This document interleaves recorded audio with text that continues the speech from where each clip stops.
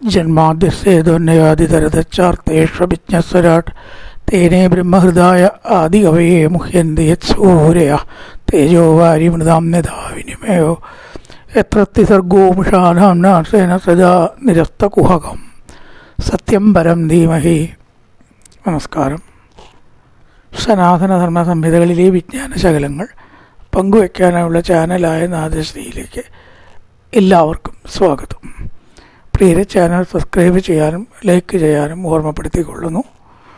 Subscribe ചെയ്ത് കൂടെ നിന്നവർക്കെല്ലാം അഗൈതവമായ നന്ദി രേഖപ്പെടുത്തിക്കൊള്ളുന്നു. ഭഗവാന്റെ അവതാരങ്ങൾ പണ്ട് സൂതൻ വളരെ ചുരുക്കിയിട്ടാണ് പേര് മാത്രമേ പറഞ്ഞിട്ടുള്ളൂ. അവതാരങ്ങളുടെ പേര് മാത്രമേ സൂതൻ ശൗനകാദികൾക്ക് പറഞ്ഞു കൊടുത്തുള്ളൂ. പ്രഥമസ്കന്ധം 3-ാം അധ്യായത്തിൽ പേര് മാത്രം തന്നെ അവതാരങ്ങൾ എടുത്തു എന്ന് പറഞ്ഞാണ് പോയി. ഇപ്പോഴോ ബ്രഹ്മദേവൻ നാരദന് ഒന്നും കൂടി വിവരിക്കേണ്ട. അതാണപ്പോൾ നമ്മൾ പറഞ്ഞുകൊണ്ടിരിക്കുന്നത്. ചെറുതായിട്ടൊരു വിവരണം. ഇനിയോ 3-ാമത് ഓരോരുത്തരുടെ ചോദ്യത്തിനുത്തരമായിട്ട് സാന്ദർഭികമായി അവതാരങ്ങളുടെ മുഴുവൻ കഥയും. അതാണ് ഭാഗവതം. അപ്പോഴേ ഭാഗവതം ആവുള്ളൂ. അപ്പം ഇവിടെ ഒരു ശ്ലോകം കൊണ്ടാണ് ഒരു അവതാരം പറയണത് എങ്കിൽ അവിടെ 6 അധ്യായമൊക്കെ എടുക്കും ഒരവതാര കഥ പൂർണ്ണമാക്കാൻ.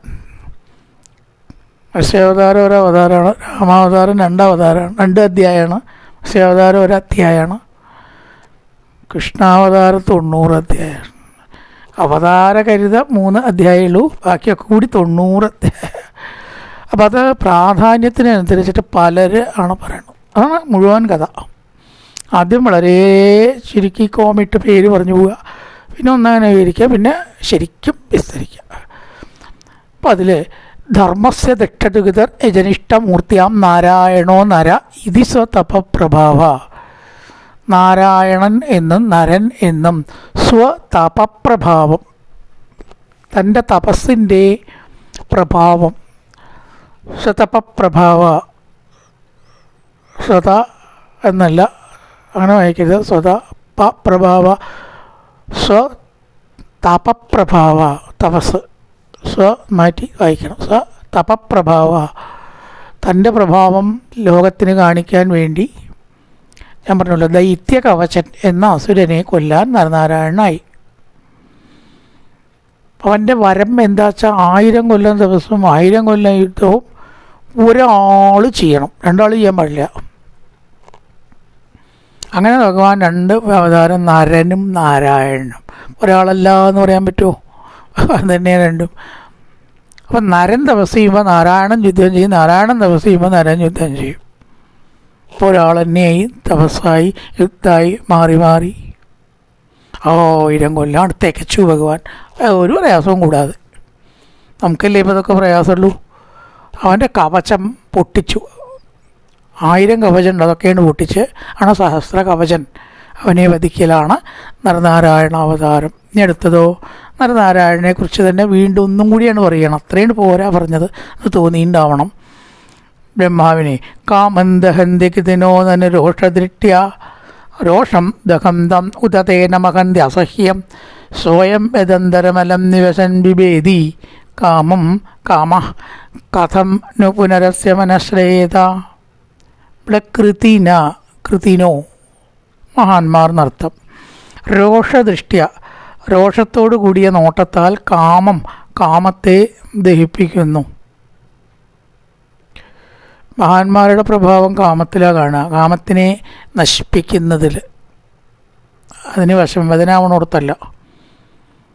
ശിവൻ്റെ കാമാസക്തി ഉണ്ടാക്കി, പാർവതിയിൽ ആസക്തി ഉണ്ടാക്കി തപസ് മുടക്കാൻ കാമദേവൻ ശ്രമിച്ചപ്പോൾ ഒരു നോട്ടം കൊണ്ട് ഭസ്മാക്കി കളഞ്ഞു. അതാണ് മഹത്വം. നമ്മളെ കാമാണ് ഭസ്മാക്കി കളയുക, അല്ലേ? സാഹചര്യങ്ങൾ വരുമ്പോൾ അതിനെ എതിരിടാൻ പറ്റാത്ത വിധത്തിൽ വശംവദയോ ആയിട്ട് നമ്മളെന്ത് ചെയ്യണു? കാമം വിജയിക്കണു. എല്ലാവരിലും വിശ്വാമിത്രനിലും ബ്രഹ്മാവിലും അടക്കം എന്ന് പറഞ്ഞാൽ ബ്രഹ്മാവിന് പുത്രിയായിട്ട് സരസ്വതിയിൽ അതുണ്ടായില്ലേ. വളരെ വിഷമമുള്ള ഒരു സംഗതിയാണ് ജയിക്കാൻ. വളരെ വിഷമമുള്ളതാണ്. മായ അത്ര ശക്തമായിട്ടാണ് ഈശ്വരൻ്റെ സൃഷ്ടി. ആർക്കും ജയിക്കാൻ കഴിയില്ല. വിശ്വാമിത്രൻ പെട്ടു, ആരൊക്കെ പെടാത്ത, ബ്രഹ്മാവ് പെട്ടു, ശിവൻ പെട്ടു, വിഷ്ണു മാത്രം പെട്ടില്ല. അപ്പോൾ വളരെ കുറച്ച് മാത്രം മഹാന്മാർ. ശിവനും കാമദേവൻ്റെ മുമ്പിൽ കീഴടങ്ങിയില്ല. ഭഗവാൻ മോഹിനി വേഷം കെട്ടി വന്നപ്പോൾ മയങ്ങി, ഇത്രയേ ഉള്ളൂ. കാമനോട് ശിവന് കീഴണം കണ്ട ആവശ്യമൊന്നും വന്നില്ല. അപ്പോഴേക്ക് കാമദേവൻ ഒരു പിടി ചാമ്പലായി. ശിവൻ ചില്ലറക്കാരനൊന്നുമല്ല, ഭഗവാന്റെ മായയിൽ മുഴുകി എന്ന് പറഞ്ഞാൽ അതൊരു തെറ്റൊന്നുമില്ല. ആരപ്പതിൽ പെടാത്തത്? വേറെ ആരുടെയും മായയിൽ ആരും വിട്ടില്ല, ശിവൻ പെട്ടിട്ടില്ല കേട്ടോ, കാമദേവനിലടക്കം. അപ്പം മഹാന്മാർ രോഷദൃഷ്ടിയ, ദേഷ്യത്തോടു കൂടിയിട്ട് കാമം ദഹന്തി, കാമത്തെ ഇല്ലാണ്ടാക്കി അതിജീവിക്കുന്നു. എന്നിട്ടോ അസഹ്യ ദഹന്തമുത, സഹിക്കാൻ കഴിയാത്ത ദഹിപ്പിക്കുന്നതായിരിക്കുന്ന രോഷത്തെ അവർ ദഹിപ്പിക്കുന്നില്ല. ഇവിടെ ഭഗവാനും മറ്റുള്ള മഹാന്മാരും, മഹാന്മാരല്ലാത്തവരല്ല, രണ്ടും മഹത്വമുണ്ട്. ഒരു ചെറിയൊരു വ്യത്യാസം. ഭഗവാന് ഒരു ഉത്കർഷം എന്താണ്? ഒരുപാട് മഹാന്മാരുണ്ട് ലോകത്തിൽ. ഒരാളൊന്നുമല്ല, ഭഗവാൻ മാത്രമല്ലല്ലോ, മഹത്വമായിട്ടുള്ള ഒരുപാട് ആളുകളുണ്ടല്ലോ. അവരും ഭഗവാനും തമ്മിലുള്ള വ്യത്യാസം എന്താ എന്നിവിടെ പറഞ്ഞിരിക്കുകയാണ്. കാമത്തെ ദഹിപ്പിക്കാൻ ചിലർക്ക് കഴിയും, അവരാണ് ഈ ലോകജീവിതം വിട്ട് നിൽക്കുന്നത് എന്നാണ്. അവർക്കതിൽ താല്പര്യമില്ല. അങ്ങനെയാണ് അവരുടെ പൊതുവെയുള്ള ജീൻസും മനസ്സും ഒക്കെ സൃഷ്ടിച്ചിരിക്കുന്നത്. മനസ്സാണെങ്കിൽ ആത്മീയത്തിലേക്കാവും പോകുന്നുണ്ടാവുക. അപ്പോൾ പലപ്പോഴും ഇത് ഒരു പുറത്തേക്ക് കൂടുതലായ മറ്റേ പുറം കുറയും എന്നാണ്. അങ്ങനെ വരുള്ളൂ. പടിഞ്ഞാട്ടും കിഴക്കോട്ടും കൂടി പോകാൻ പറ്റുമോ? പടിഞ്ഞാട്ട് പോയാൽ പടിഞ്ഞാട്ട് പോകാം, കിഴക്കോട്ട് പോയാൽ കിഴക്കോട്ട് പോകാം, അത്രയല്ലേ ഉള്ളൂ. അതുപോലെ ഈ ഈശ്വരപരമായിട്ട് വല്ലാണ്ട് മനസ്സ് നീങ്ങിക്കഴിഞ്ഞാൽ ചില കുട്ടികളോടൊക്കെ പറയുക അത്രയൊന്നും വേണ്ട കേട്ടോ എന്ന്, ഇപ്പൊക്കെ അത്ര മതി, കുറേ കഴിയട്ടെ എന്നിട്ടാവാം സഹസ്രനാമവും വേദാന്തമൊക്കെ എന്ന് ചിലർ പറയാറുണ്ട്. പണ്ട് അത്ര മതിയടോ, ഇതായിട്ട് ഇങ്ങനെ അധികം തിരിയേണ്ട എന്ന് പറഞ്ഞാൽ അവർക്ക് പേടിയാണ്. കുട്ടി സന്യാസ മാർഗത്തിലേക്ക് പോയി പ്രപഞ്ചത്തെ വിട്ടാലോ, കുട്ടി നന്നായി പോയാലോ അതിലൊക്കെ. അപ്പോൾ ഏതിനും ഒരു ലിമിറ്റുണ്ട്. അതി സർവത്ര വർജ്ജയിൽന്നാ, അതി പാടില്ല ഒന്നിലും. അപ്പോൾ നമുക്ക് പ്രപഞ്ച ജീവിതം വേണം, വേണ്ടാതിരിക്കാൻ പറ്റുമോ? വേണ്ടാന്ന് പറയാൻ പറ്റുമോ? ആ പ്രപഞ്ച ജീവിതത്തിലേക്ക് ഉള്ള ആസക്തിയെ വല്ലാതെ കുറയ്ക്കുന്ന വിധം ഈശ്വരപരമായി ചിന്തിച്ചാൽ ചെറുപ്പക്കാരായിട്ടുള്ള നല്ല കുട്ടികളെയോ തടയാറുണ്ട്. വലിയ ആൾക്കാർ ഇപ്പോൾ കുറച്ചധികം പ്രശ്നമൊന്നുമില്ല. നമുക്കിപ്പോൾ ഇനി അങ്ങോട്ട് പോകാറായി കഴിഞ്ഞാൽ എത്രത്തോളം ഈശ്വരകാര്യമാവണോ അത്രത്തോളം നല്ലതാണ് കേട്ടോ. അതിൽ തെറ്റൊന്നുമില്ല, അതാ വേണ്ടത്. പക്ഷേ ചെറുപ്പമാകുമ്പോൾ അങ്ങനെയില്ല വേണ്ടതെന്നൊരു വേർഷൻ ഉണ്ട്. കുറച്ച് കഴിയട്ടെ, ഇപ്പോൾ അവർക്ക് ജീവിതമല്ലേ വേണ്ടത്. അപ്പോൾ അതിൽ നിന്ന് പിന്തിരിപ്പിക്കുന്ന വിധം മനസ്സ് ആവരുത്. അതും ഒരു ദോഷം ചെയ്യുമെന്ന് ചില അഭിപ്രായക്കാർ പറയുന്നു. കുറച്ചൊക്കെ ആവാം, ഇത്രയേ വേണ്ടൂ. അവിടെ എന്താ പറഞ്ഞു വരണത് എന്നുണ്ടെങ്കിൽ കാമത്തെ ഇല്ലാതാക്കാൻ ചിലർക്ക് കഴിഞ്ഞേക്കാം എന്ന് പറയുകയാണ്. എങ്ങനെയായാൽ ഈശ്വരപരമായിട്ടാണ് മുന്നേറുന്നതെങ്കിൽ മറ്റുള്ളതിനെയും വിജയിക്കാൻ പറ്റും. ഒരുവിധമൊക്കെ കാമടക്കമുള്ളതിനെ ജയിക്കാൻ പറ്റിയിട്ടുള്ള ആൾക്കാരുണ്ട്. പക്ഷേ ഏതിനെ സാധാരണക്കാർക്ക് ജയിക്കാൻ കഴിയില്ല. അതാണ് ഇവിടെ പറയണത്. അസഹ്യമായിട്ടുള്ള ദഹന്തി രോഷം, ഒരിക്കലും നിയന്ത്രിച്ചാൽ കിട്ടാത്തത് രോഷമാണത്രേ. അങ്ങനെയാ പറയണം. വിശ്വാമിത്രനടക്കം ദേഷ്യം വന്ന ആകെ അപകടമായിട്ടുള്ള സന്ദർഭങ്ങൾ പലതുമുണ്ട്. കുറേ തപസ് ചെയ്തിട്ട് ഒരു ദേഷ്യം വന്നാൽ അതുവരെയുള്ള നവശക്തിയൊക്കെ വെറുതെ ഇരിക്കുന്ന പറയണം. അപ്പം ആർക്കാണ് ഒരാൾ മറ്റൊരാളുടെ നേരെ കോപിച്ച ദോഷം? ഏറ്റവും കൂടുതൽ ദോഷം ഈ കോപിച്ച ആൾക്കാണെന്ന് മനസ്സിലാക്കണം. ആരോട് കോപിച്ചു അവർക്കല്ല, അവരങ്ങനെ ക്ഷമിച്ചാൽ മതി, ഒരു ദോഷമില്ലാവില്ല. പക്ഷേ ഇയാളുടെ BP കൂടുന്നു, ശാസ്ത്രീയമായിട്ട് പറയുകയാണെങ്കിൽ മനസ്സമാധാനം നഷ്ടപ്പെടുന്നു, ശ്വാസതാളം തെറ്റുന്നു, മനസ്സിൻ്റെ താളം തെറ്റുന്നു, എല്ലാ താളവും തെറ്റുന്നു. അപ്പോൾ ആർക്കാ കുഴപ്പം? ആ ദോഷത്തെ ദേഷ്യത്തെ അത്ര വേഗം ദഹിപ്പിക്കാൻ ഒരു മഹാനും കഴിഞ്ഞിട്ടില്ല. വളരെ കുറച്ച് ആൾക്കാർക്ക് അതിന് കഴിഞ്ഞിട്ടുള്ളൂ എന്നാണ്. കാമത്തെ ജയിച്ചവർക്ക് അടക്കം ദേഷ്യത്തെ ജയിക്കാൻ കഴിഞ്ഞില്ല. പക്ഷേ ഭഗവാനെ, അങ്ങയുടെ നരനാരായണ അവതാരം ഇതിനൊരു എക്സെപ്ഷനാണ്. അങ്ങ് ആ ദേഷ്യത്തെയും ജയിച്ചു എന്ന് പറയണം. ജയിക്കാൻ പ്രയാസമായ ദേഷ്യത്തെ പോലും ജയിച്ചവനാണ് നരനാരായണ രൂപിയായിട്ടുള്ള അങ്ങ്. തേ ന ദഹന്തി, കാമത്തെ അവർ ദഹിപ്പിക്കുന്നില്ല മഹാന്മാർ. രോഷം ന ദഹന്തി, രോഷം ദഗന്ധമുത തേന ദഗന്ധ അസഹ്യം, അസഹ്യമായിട്ടുള്ള രോഷത്തെ ദഹിപ്പിക്കാൻ കഴിയുന്നില്ല പലർക്കും. കാമം ദഹന്തി, കാമത്തെ ദഹിപ്പിക്കണു, രോഷത്തെ ദഹിപ്പിക്കണില്ല. കാമം ദഹന്തി ഗതിനോ നല്ല രോഷദൃഷ്ട്യ രോഷം ദഗന്ധമുത തേ ന ദഹന്തി അസക്ത. തേ ന ദഹന്തി, തേന എന്നല്ല കേട്ടോ, തേ പ്ലസ് ന വേറെയാ. അവിടെ ഗ്യാപ്പ് ഉണ്ടാവണം. ഗ്യാപ്പില്ല വെച്ചാൽ ഗ്യാപ്പ് കൊടുക്കണം. പെണ്ണുകൊണ്ട് വരച്ച് ഗ്യാപ്പ് ഉണ്ടാക്കണം. തേനയല്ല, തേ ന. ഒരു വരയിട്ടോളൂ, ഗ്യാപ്പ് ഇല്ലെങ്കിൽ ഒരു കുഴപ്പമില്ല. ഗ്യാപ്പ് ഉണ്ടെച്ചാൽ ഒന്നും ചെയ്യാൻ നിൽക്കണ്ട. തേനാന്ന് ഒന്നിച്ചാണ് എഴുതിയെങ്കിൽ തേ കഴിഞ്ഞിട്ടൊരു വര ഇടണം. വെറുതെ ഒരു വര ഇട്ടാൽ മതി. തേനയല്ല, തേ ന. തേ ന ദഹന്തി അസഹ്യം. അസഹ്യമായിട്ടുള്ള ക്രോധത്തെ ചിലർക്ക് ഒരിക്കലും ദഹിപ്പിക്കാൻ കഴിയില്ല. എന്നാൽ ഭഗവാൻ ഇവിടെ നരനാരായണ രൂപിയായിട്ട് അതിനെയും ദഹിപ്പിച്ചു. സ്വയം യദന്തരമലം നിവശൻ ബിഭേദി കാമക്കതന്നുപനരസ്യ മനശ്രയേത. ഏതൊരുത്തൻ്റെ അന്തർഭാഗത്തിൽ പ്രവേശിക്കുന്നവനായിട്ട് ഭയപ്പെടുന്നു. ഭഗവാനെ പോലെയുള്ള ഒരാളുടെ അടുത്ത് അകത്തേക്ക് പ്രവേശിക്കാൻ ദേഷ്യത്തിന് പേടി അത്ര. ബിഭേദി, ഭയപ്പെടുന്നു. അങ്ങോട്ട് നോ അഡ്മിഷനാണ്, കാവൽക്കാരൻ അങ്ങോട്ട് കിടക്കാൻ പറ്റില്ല. അസ്യ, ഇവൻ്റെ മനസ്സിനെ കാമം എങ്ങനെ ദഹിപ്പിക്കും? അപ്പോൾ ഏറ്റവും പ്രയാസമുള്ള ദേഷ്യത്തെ ജയിച്ച ഒരാൾക്ക് പിന്നെ കാമത്തെ ജയിക്കാനാണോ പ്രയാസം? ഏറ്റവും പ്രയാസം ദേഷ്യത്തെ ജയിക്കാനാണോ എന്നാണ്. തമാശയായിട്ടൊരു കഥനെ പറയാം, തനിക്ക് ദേഷ്യം വരില്ലേ? എനിക്ക് ദേഷ്യം വരില്ല. എനിക്ക് ദേഷ്യം വരില്ല കേട്ടോ. എനിക്ക് ദേഷ്യം വരില്ലേ? ഇല്ല. പിന്നെ ഇയാൾ ചോദിച്ചു, എനിക്ക് ദേഷ്യം വരില്ലേ? തന്നോടല്ലേ പറഞ്ഞാൽ എനിക്ക് ദേഷ്യം വരില്ല എന്ന്. ഒരു തമാശയായിട്ട് പറയുന്ന ഒരു കഥയാണ്. മൂന്നാമത്തെ പ്രാവശ്യം തനിക്ക് ദേഷ്യം വരില്ലേ എന്ന് ചോദിച്ചപ്പോഴേക്കും ഇയാൾക്ക് ദേഷ്യം വന്നു. അപ്പോൾ ബാക്കി കാര്യങ്ങളിൽ ദേഷ്യം വരുന്നതിന് അത്ഭുതമുണ്ടോ? അത് ജയിക്കാൻ വിഷമമുള്ളതാണ്. അങ്ങനത്തെ ദേഷ്യം എങ്ങനെയാണ് ഭഗവാനെ അങ്ങേക്ക് ഉണ്ടാവുക? കാമവും ക്രോധവും അങ്ങയിലില്ല എന്ന് ചുരുക്കം. അതാണ് നരനാരായണ അവതാരം.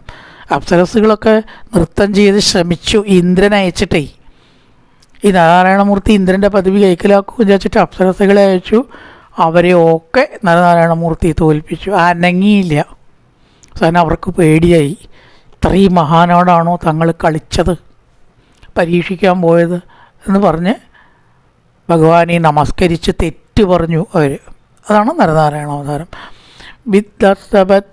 ഉദിത പത്രിവിരന്തിരാജ്ഞ ബാലോബി അന്തിരാജ്ഞോ ബാലോബി സൻ ഉപഗത തപസേവനാനി തസ്മാ അദാതൃവഗതിംഗണതേ പ്രസന്നോ ദേവ്യാതുതി സുവന്തി മുനയോ യതുപര്യതസാക്ഷ. വലിയ വൃത്താണ്. വിദ്വസ്തപത്നുദിത പത്രിഭിരന്തിരാജ്ഞോ സപത്നുദിത പത്രിഭി. സപത്നിയുടെ വാക്കുകളാകുന്ന ബാണങ്ങളാൽ ധ്രുവൻ്റെ കഥ പറയണം. സപത്നി പറഞ്ഞ സുരുചി. താനപാദൻ്റെ പത്നിമാരാണല്ലോ സുനീതിയും സുരുചിയും. ഒരേപോലെയുള്ള പത്നിമാർ അങ്ങനെ വരുമ്പോഴാണ് സപത്നി എന്ന് പറയുക, കൂടെയുള്ള എന്നുള്ള അർത്ഥത്തിൽ. ആ പത്നിയുടെ വാക്കുകൾ കേട്ടു, അച്ഛൻ്റെ മടിയിൽ ഇരിക്കാൻ നിനക്ക് അർഹതയില്ല. ബാണങ്ങളാൽ രാജാവിൻ്റെ സമീപത്തിൽ വെച്ച് അന്തിരാജ്ഞോ, രാജാവിൻ്റെ മുമ്പാകെ സുരുചി നിശങ്കം കുട്ടിയെ ചീത്ത പറഞ്ഞ കഥ.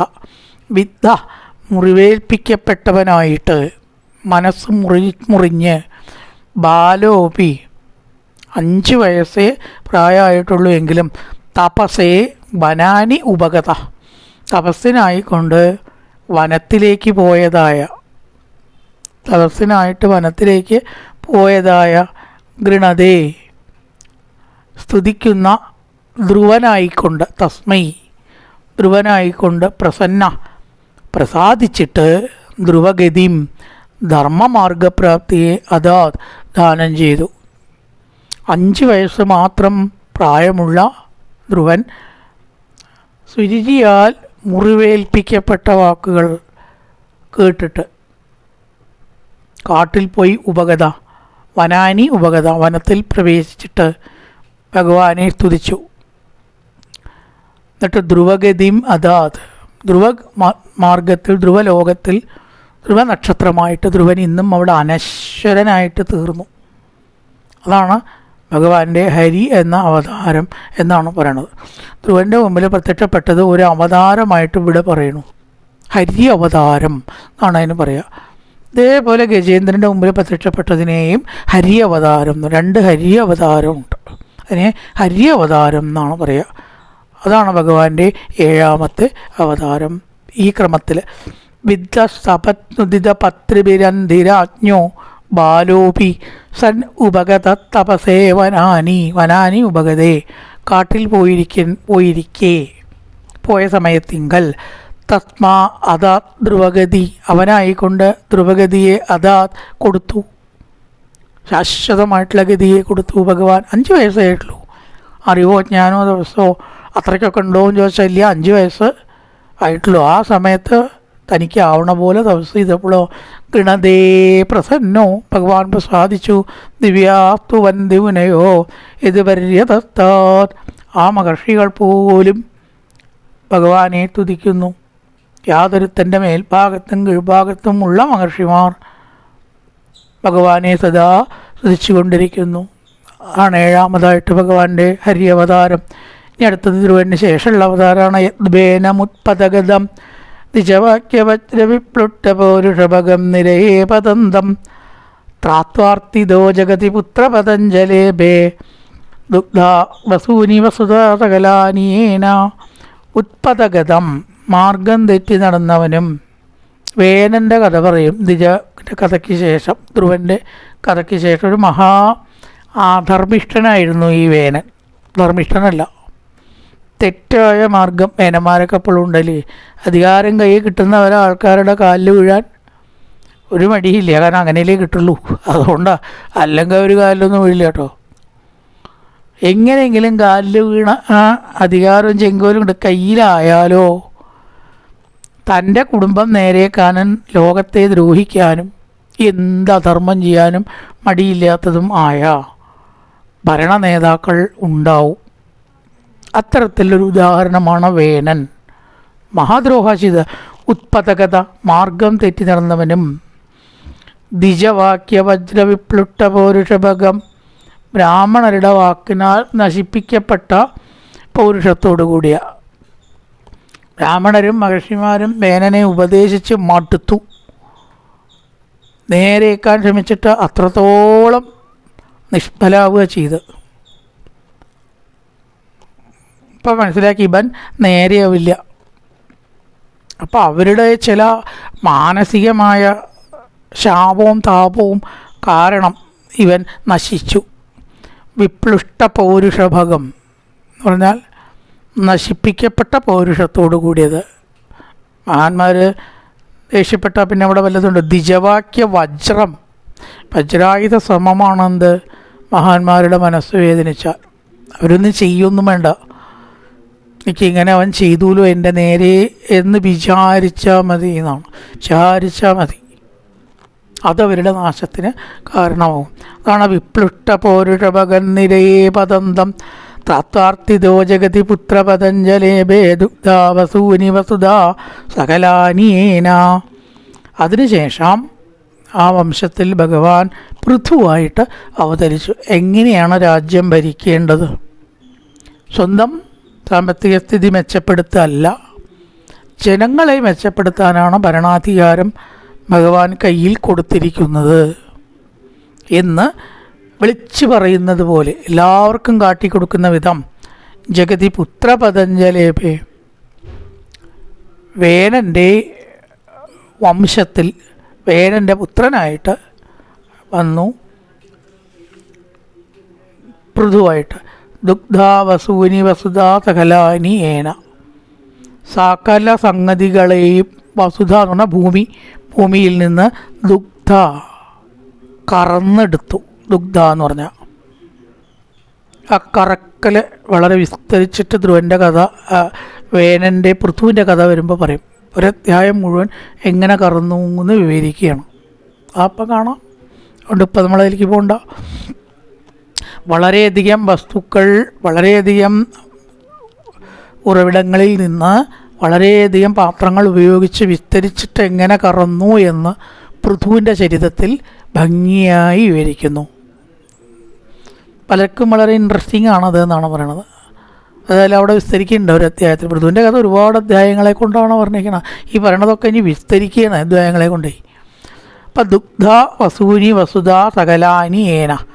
സകലാനി വസൂനി ദുഗ്ധ, എല്ലാ വസ്തുക്കളും കറന്നെടുത്തു, സമ്പത്തുകൾ. അതാണ് പൃഥുവിൻ്റെ അവതാരം. അടുത്തത് വൃഷഭാവതാരം. നാഭേരത്ത വൃഷഭാസസുദേവി സൂനുയോ വൈചാരസമദൃ ചടയോഗചര്യാം യത്പാരമഹംസ്യമൃഷയപദമാമനന്തി സത്തപ്രശാന്തകരണ പരിമുക്തസംഗ.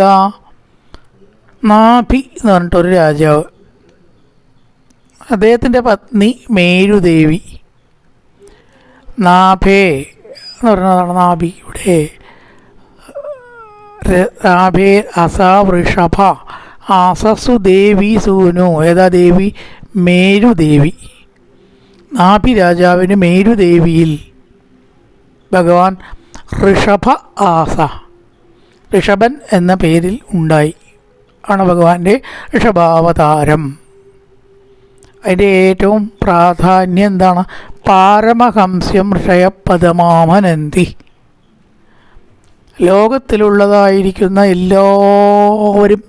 എല്ലാതും സമം ആണ്. ഒന്നും മീതെ, ഒന്നും താഴെ, ഒന്ന് ശ്രേഷ്ഠൻ, ഒന്ന് ശ്രേഷ്ഠനല്ലാത്തത് അങ്ങനെ ഇല്ല എന്ന് കാണിക്കുന്ന അവതാരമാണ് ഋഷഭാവതാരം. അവിടെ ശുദ്ധാശുദ്ധങ്ങളോ വലിപ്പ ചെറുപ്പമോ ഇല്ല. ഇതൊക്കെ ഒരു പരിധി വരെ മാത്രമേ വേണ്ടൂ. പരിധി കിടന്നാൽ ഇതൊന്നുമില്ല.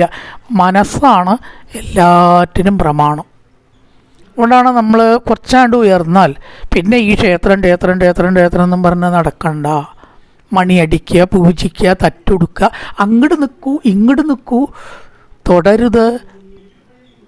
ഇതൊക്കെ നമുക്ക് കേൾക്കാൻ തന്നെ ഇഷ്ടമല്ല, സത്യം പറയാമല്ലോ. എനിക്ക് ഒരു അഭ്യാസിയായി കഴിഞ്ഞിട്ട് കണ്ട് മടുത്തിട്ടത് ആര് മീതെ ആര് താഴെ ആലോചിച്ച് നോക്കും. അവിടെ മുഴുവൻ അസമത്വമല്ലേ ഉള്ളൂ. ഗുരുവായൂർ മുതൽക്ക് ഇങ്ങോട്ട് എടുത്താൽ അസമത്വം അല്ലാണ്ട് വല്ലതും ഉണ്ടോ അവിടെ? ഇതല്ലല്ലോ നമ്മുടെ സനാതന സംഹിത. ഇപ്പോഴും ചില തൊഴിലുകൾ തൊഴുകാൻ ചെയ്യാൻ പാടൂ. മാല കെട്ടാൻ വേറെ ആളെ അപ്പോയിൻ്റ് ചെയ്ത് ഇരിങ്ങാലക്കുടയിൽ അത് പ്രശ്നമായി. തന്ത്രി നിസ്സഹകരിച്ചു. അയാളെ പിരിച്ചു വിടണമെന്ന് ചിലർ, പറ്റില്ല എന്ന് ചിലർ. എന്തിനാ ആര് കെട്ടിയാലും ഭക്തിയോട് കൂടി കെട്ടിയാൽ പോരെ? ഇതിപ്പോൾ എന്നെ ആളൊക്കെ പാടൂ എന്നുള്ളത് എന്താണെന്ന് നിയമം? അപ്പം അത്തരത്തിലുള്ള അസമത്വങ്ങൾക്കെതിരെയുള്ള ഒരു വിരൽ ചൂണ്ടലാണ് ഋഷഭാവതാരം. എല്ലാവരുടെ ശരീരത്തിൽ ഒഴുകുന്നതും രക്തമാണ്. എല്ലാവരും ഭഗവാന്റെ മുന്നിൽ സമരാണ് എന്ന് പാരമഹംസ്യം ഋഷയപദമാമനന്തി. അവിടേക്ക് എത്താനാണ് ആത്മീയം. അല്ലാണ്ട് ഞാൻ ഇന്ന കുലത്തിൽ ജനിച്ചവൻ, ഞാൻ ഇന്ന സമുദായത്തിൽ ജനിച്ചവൻ, അതൊന്നും നമ്മൾ ശരിയല്ല. സ്വസ്ഥപ്രശാന്തകരണ പരിമുക്ത സംഘമാണ്. എല്ലാ സംഘങ്ങളും വിട്ട് സഞ്ചരിച്ച അവതാരമാണ് ഋഷഭാവതാരം. സത്രേ മമാസ ഭഗവാൻ ഹയശീരഷാദോ സാക്ഷാത് സയജ്ഞപുരുഷ തവനീയ വർണ്ണ. ഇനി 10ാമത്തെ അവതാരം. ഛന്ദോമയോ മഖമയോ കില ദേവതാത്മാ വാചോ ബഭൂപുരുഷദീഷു സദോസ്യനസ്ത. ഇവിടെ ഹയഗ്രീവ അവതാരം എന്ന് പറഞ്ഞിട്ടൊരു അവതാരം. തപനീയ വർണ്ണ, സ്വർണ്ണ നിറമുള്ളവെന്നാണ് ഇവിടെ പറയണത്. ഛന്ദോമയ, വേദസ്വരൂപനും. പണ്ട് ഈ ഹയഗ്രീവൻ എന്ന് പറഞ്ഞിട്ടുള്ള അസുരൻ വേദങ്ങൾ അപഹരിച്ചപ്പോൾ ആ അസുരനെ വധിക്കാൻ ഭഗവാൻ കുതിരയുടെ കഴുത്തുള്ള ഒരു അസുരനായി എന്നാണ്. കാരണം കഥ പറയുമ്പോൾ ഇവനൊരു വരം വാങ്ങി എന്നെ ഹയഗ്രീവൻ മാത്രമേ കൊല്ലാൻ പാടൂ. അന്നാണ് വെച്ചാൽ ഹയഗ്രീവൻ എന്ന പേരുള്ള ഒരാൾ ലോകത്തിലില്ല. അപ്പോൾ ഭഗവാൻ ആ പേരെന്നെ സ്വീകരിച്ചു. അതെങ്ങനെയാ? തൻ്റെ തല സംഗതിവശാൽ തെറിച്ചു പോയിട്ട് കുതിരയുടെ തലയായിട്ടുള്ള അവതാരം വേണ്ടി വന്നു. ശരീരം ഉണ്ടായി കുതിരയെ വെട്ടിയ തല ചേർത്ത് വെച്ചിട്ട് എനിക്ക് ഹയഗ്രീവൻ എന്ന് പേരിടുക. ശരീരമാകുമ്പോൾ പിന്നെ അനുസരിക്കണം, കാരണം ഭഗവത് വാക്യല്ലേ, വേറെ ആരുടെ വാക്കല്ലല്ലോ. അങ്ങനെ ഭഗവാന്റെ തല സംഗതിവശാൽ തെറിച്ചു. ഒരു കഥയൊക്കെ ഉണ്ട്, ആ കഥയൊന്നും ഇപ്പോൾ നമുക്ക് പോകണ്ട, കുറേ അധികം സമയം പോവും. തല തെറിച്ചു, അതിനുള്ള കാരണം ഉണ്ടായി. അത് ദേവി ഭാഗവത്തിൽ പറയും. അങ്ങനെ ഇരിക്കെ കുതിരയെ കൊന്ന തല വെച്ച് ഹയഗ്രീവൻ എന്ന് പേരിടാൻ അശരീരി ഉണ്ടായി. അതാണ് ഹയഗ്രീവാവതാരം. അങ്ങനെ ഹയഗ്രീവൻ വേദങ്ങൾ മോഷ്ടിച്ചപ്പോൾ, അപഹരിച്ചപ്പോൾ എല്ലാം തനിക്ക് വശാവണം, വേറെ ആർക്കും പാടില്ല എന്ന് പറഞ്ഞപ്പോൾ ആ അസുരനെ വധിച്ചു. അഖില ദേവതാ സ്വരൂപത്തോടു കൂടിയിട്ടുള്ള യജ്ഞപുരുഷൻ സ ഭഗവാൻ ശ്രീഹരി. ആ ഭഗവാൻ സാക്ഷാൽ ഹയഗ്രീവനായിട്ട് അവതരിച്ചു.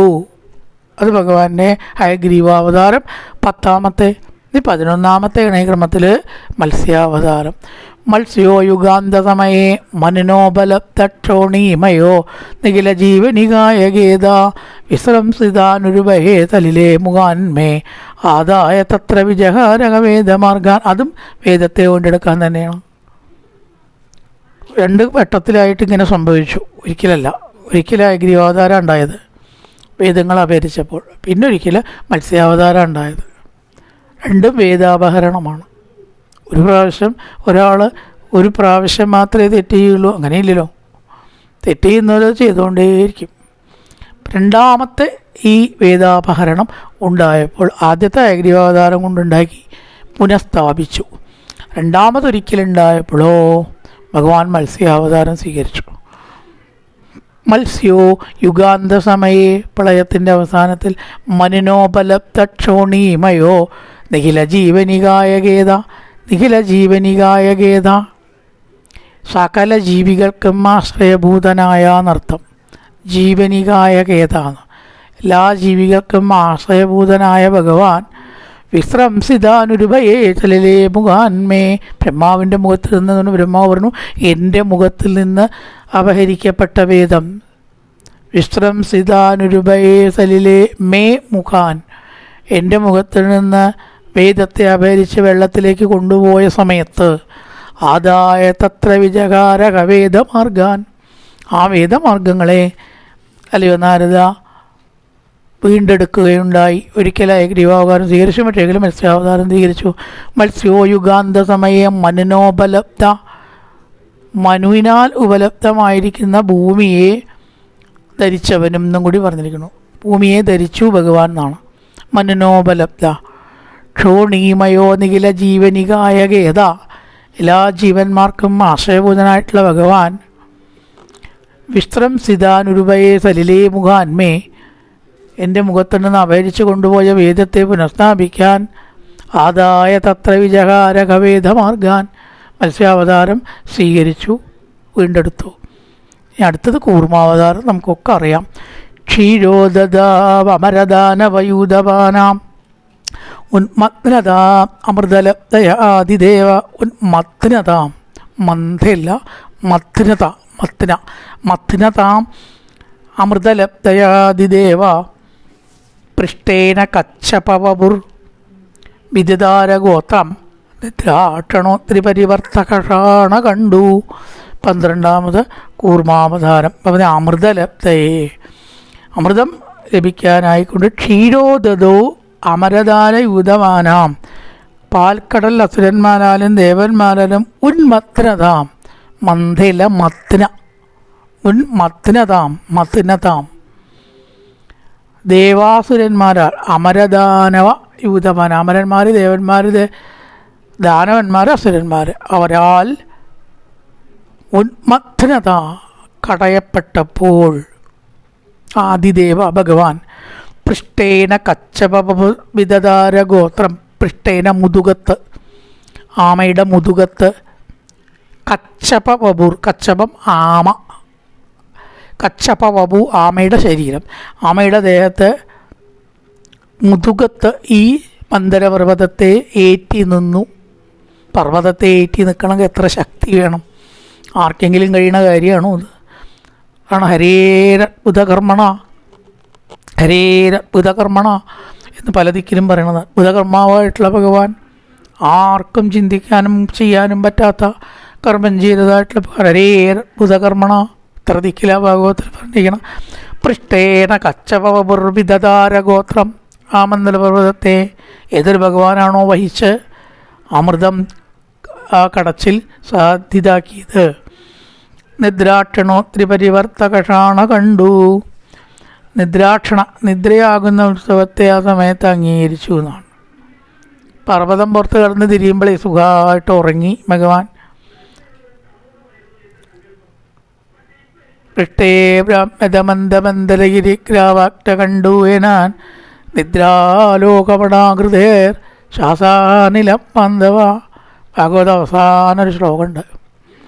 ഏതൊരു ഭഗവാനാണോ പാലാഴി കടയുന്ന സമയത്ത് ആ വെള്ളത്തിൽ സ്ഥിതി ചെയ്തിട്ട് ഒന്നങ്ങനെ ഉറങ്ങി എന്നാണ്. സമയം പിടിക്കുമല്ലോ, അപ്പോൾ ഒന്നും ചെയ്യാനില്ല അതെനിക്ക്. അങ്ങനെയാണ് ഉറങ്ങി. ആരോ തൻ്റെ പുറത്തൊന്ന് ചൊറിഞ്ഞു കൊടുക്കുന്നത് പോലെ തോന്നി, ഇത്രയേ ഉള്ളൂ ഭഗവാനെന്നാണ്. അങ്ങനെ പൃഷ്ടേ ബ്രാഹ്മതി മന്ദമന്ദരഗിരി രാമാഗ്ര കണ്ടുവേന നിദ്രാലോ കപടാകൃതിർ ഭഗവത ശ്വാസാനില ബാന്ധവ. അങ്ങനെയുള്ള ശ്വാസങ്ങൾ ഭഗവാൻ ആ സമയത്ത് കൂർക്കം വലിച്ചു ഉറങ്ങിയപ്പോൾ. അങ്ങനെയാണ് വേലിയേറ്റവും വേലിയിറക്കവും ഉണ്ടായത്. ആ കൂർക്കമ്പലികൾ നമ്മളെ രക്ഷിക്കട്ടെ എന്നാണ് ഭാഗവതത്തിലെ അവസാനത്തെ ശ്ലോകത്തിൻ്റെ അവസാനത്തെ അധ്യായത്തിലെ ശ്ലോകമുണ്ട്. അവസാന സ്കന്ധത്തിലെ അവസാന അധ്യായം, അതിൽ പറയണ ശ്ലോകം അത്. കൂർമാവതാരം. നിദ്രാക്ഷണോദ്രി പരിവർത്തകഷാണ കണ്ടു. ആരോ ചൊറിഞ്ഞു കൊടുക്കുന്ന പോലെ തോന്നി. കായേന വാചാ മനസേന്ദ്രിയർവാമുദ്യാത്മനാ വാ പ്രകൃതി സ്വഭാവാൻ കരോതി യദ്യസകലം പരസ്മൈ നാരായണായേതി സമർപ്പയാമി. ഓം പൂർണ്ണമദ പൂർണ്ണമിദം പൂർണ്ണാൽ പൂർണ്ണമുദച്യതേ പൂർണ്ണസ്യ പൂർണ്ണമാദായ പൂർണ്ണമേവാവശിഷ്യതേ.